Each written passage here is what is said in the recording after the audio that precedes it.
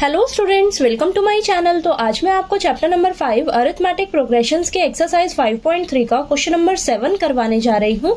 हमें दिया है find the sum of first 22 terms of an AP in which d is equal to 7 and 22nd term is 149। तो question number 7 में हमें बोला है कि फर्स्ट 22 टर्म्स का हमें सम निकाल कर बताइए।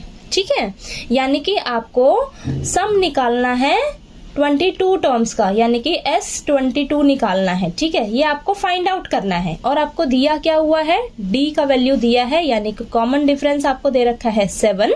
ठीक है, और आपको क्या दिया है, 22nd टर्म दे रखी है आपको 149, यानी कि A22 आपको कितना दे रखा है, 149।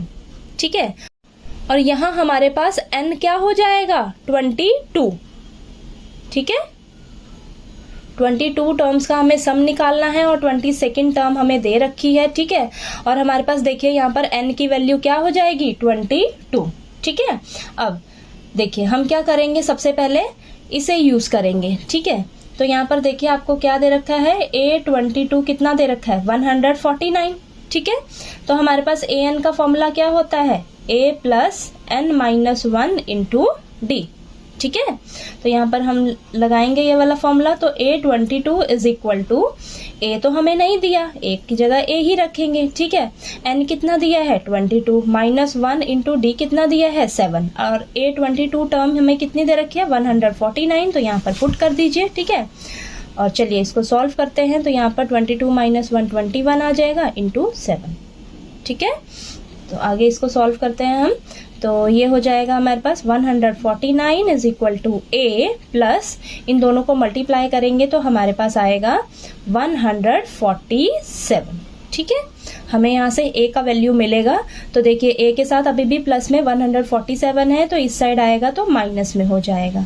ठीक है, इज इक्वल टू a। तो यहाँ पर देखिए इन दोनों को माइनस करेंगे तो हमारे पास 2 आएगा, यानी कि हमारे पास a की वैल्यू कितनी आएगी, तो हमारे पास यहाँ पर a का वैल्यू 2 आ गया।